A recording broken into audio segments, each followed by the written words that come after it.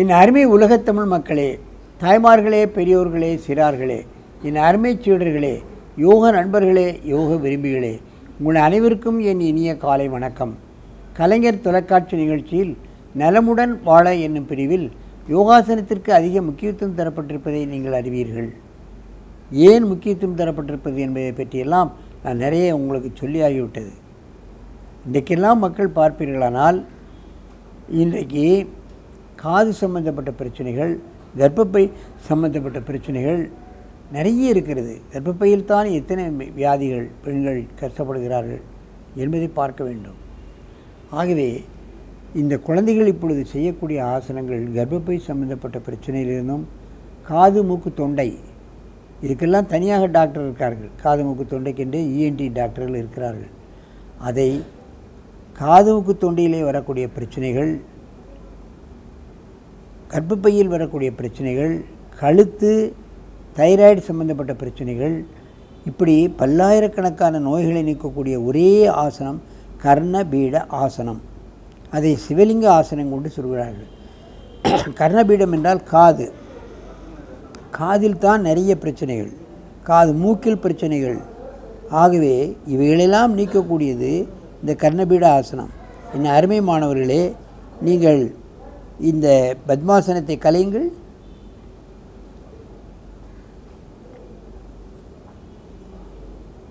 காலை நேராக நீட்டுங்கள்.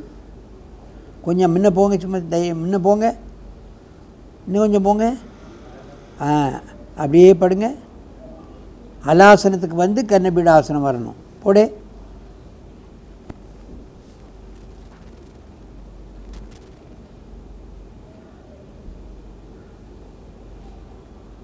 கால் ஃப்ளாட்டாக இருக்கணும். கர்ணபீட ஆசனம் சிவலிங்கம் மாதிரி இருக்கிறதுனால இதுக்கு சிவலிங்க ஆசனம் என்று கூட சொல்வார்கள். காது மூக்கு தொண்டையிலே ஏற்படக்கூடிய பிரச்சனைகள், கழுத்தில் ஏற்படக்கூடிய பிரச்சனைகள், கழுத்தில் ஸ்பாண்டிலைசிஸ் போன்ற பிரச்சனைகள், இது போன்ற பல்லாயிரக்கணக்கான நோய்களை இந்த ஒரே ஆசனம் நீக்கி விடுகிறது என்பதுதான் உண்மை. மெதுவாக இந்த ஆசனத்தை இறக்குங்கள்.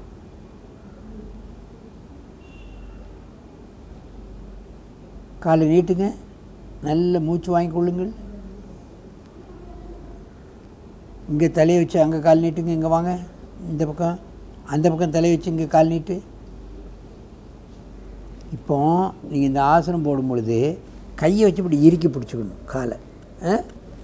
சரியா? நீ அந்த பக்கம் தள்ளிடு, போடு. அப்போ தான் நல்ல முழுமையாக பலம் கிடைக்கும். இந்த பாரு, கையை வச்சு அப்படி இருக்கு. கீழே இறக்கு கையை, இன்னும் கொஞ்சம் இறக்கு கையை, இறக்குங்கள இருக்கு. காலை ஃப்ளாட்டாக அப்படி. கரெக்ட். இந்த கை இந்த முட்டை தொட்டுட்டோம். அப்படி இருக்கு. காலை ஃப்ளாட்டாக அப்படி. கர்ணபீட ஆசனம் பாருங்கள். சிவலிங்கம் மாதிரி இருக்கிறதுக்கு சிவலிங்கம்னு சொல்லியிருக்கு. ஆனாலும் இது கர்ணபீட ஆசனம்.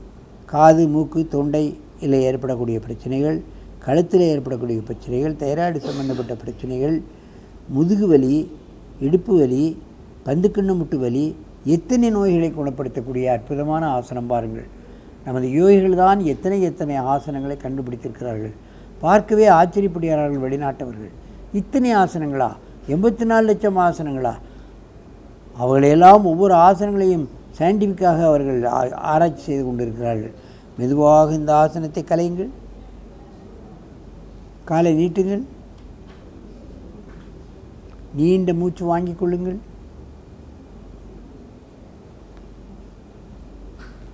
மீண்டும் ஒரு முறை இந்த ஆசனத்தை செய்யுங்கள்.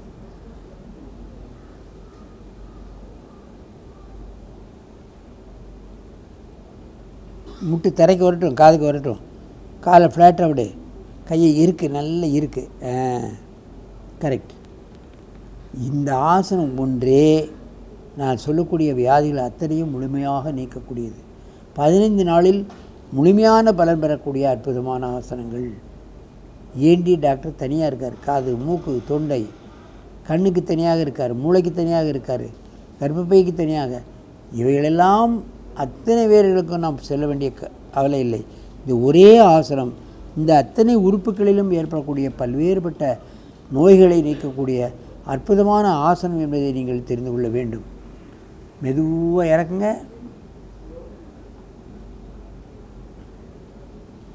நீக்குங்க. நல்ல மூச்சுடுங்க. அங்கே தலை வச்சு இங்கே கால் நீட்டு. அந்த பக்கம் தலைவை இங்கே தள்ளி வா. இனி அதே மாதிரி அந்த பக்கம் தலை வச்சு தள்ளி வா. இறங்குண்ணா. இன்னும் இறங்கு. கீழே இறங்குமா. நீ அங்கே போயிடுவில்லடி. இங்கே முன்னால் இறங்கு. என்னவா என்னவா. நீ நல்லா இறங்கு. இப்போ பண்ணு. போடு. கர்ணபீட ஆசனம், சிவலிங்க ஆசனம். காலை ஃப்ளாட்டாக விடணும். கையை இருக்கணும். காலை ஃப்ளாட்டாக விடு. காலை ஃப்ளாட்டாக விடலை. நீ விடுமா. காலை ஃப்ளாட் அப்படி விடு. ரைட். கர்ணபீட ஆசனம். இது செய்வதற்கு கொஞ்சம் கஷ்டம்தான். உண்டானவர்களெல்லாம் முடியாது. முடிஞ்ச அளவு செய்தாலே முழுபலரும் கிடைக்கும் என்பதை நீங்கள் தெரிந்து கொள்ள வேண்டும். மெதுவாக இருக்கு. இறக்கு. எழுந்து பத்மாசனத்தில் உட்காருங்க. போய் நமது முனிவர்கள் மனிதன் ஆரோக்கியமாக இருப்பதற்கு எத்தனை லட்சம் ஆசனங்களை வச்சுருக்கான் பாருங்கள். ஒரு முடிக்கு ஒரு ஆசனம். 84 lakhs ஆஃப் ஆசனம். புறாவையும் கண்டுபிடிக்க முடியவில்லை. இவைகளெல்லாம் எங்கே இருக்கிறது? கோயில்களில் இருக்கிறது. முக்கியமாக சிவன் கோயில்களில் இருக்கிறது, தேர்களில் இருக்கிறது, பிரகாரங்களில் இருக்கிறது. சிவன் கோயில் எங்கே இருக்குது? அங்கெல்லாம் நம்ம பார்த்தா தெரியும். கோபுரங்களில் இருக்கிறது, பிரகாரங்களில், தேர்களில் இந்த ஆசனங்கள் இருக்கிறது. வெளிநாட்டவர்கள் கோயிலுக்கு போனால் சாமி கும்பிட்றதில்லை. என்னடா இத்தனை நெளிவு சுழிவுகள் ஆசனங்கள் இருக்கிறது. தேரை பார்க்குறார்கள், கோபுரத்தை பார்க்குறார்கள். அவர்கள் ஒவ்வொரு தூணையும் படம் எடுத்து அவங்களுடைய நாட்டுக்கு சென்று அந்த ஆசனங்களை போட்டு அந்த சயின்டிஃபிக் இதனுடைய நன்மைகள் என்ன என்பதை இன்றைக்கு வெளிநாட்டினவர்கள் ஆராய்ச்சி செய்து கொண்டிருக்கிறார்கள். ஆகவே இதுபோன்ற அற்புதமான ஆசனங்களை காலமெல்லாம் பழகி தங்களுக்கு ஏற்பட்டிருக்கின்ற சிரமங்களை நீக்கி கொண்டு நீங்கள் 100 ஆண்டு நோயின்றி வாழ வேண்டும் என்று கேட்டு உங்களிடமிருந்து விடைபெறுவது ஆசனா ஆண்டியப்பன். வணக்கம். சர்வதேச சகோதரத்துவத்தை உலகுக்கு வழங்கிய தமிழ் புலவர். 2000 ஆண்டுகளுக்கு முன்பு இந்த மாநிலம் சர்வதேச சகோதரத்துவம் என்ற கொள்கையை உலகுக்கு வழங்கியது. இங்குதான் கணியன் பூங்குன்றனார் என்ற தமிழ் புலவர் யாதும் ஊரே யாவரும் கேளீர் என்று உலகிற்கு அறிவித்தார். இங்குதான் பெரும் புலவர் திருவள்ளுவர் யாதானும் நாடாமல் ஊராமல் என்னொருவன் சாந்துணையும் கல்லாதவாறு என்ற குறள் மூலம் கற்றறிவாளர்கள் ஒவ்வொரு நாட்டையும் தங்கள் சொந்த நாடாக்கிக் கொள்வர் என்று உலகிற்கு அறிவித்தார்.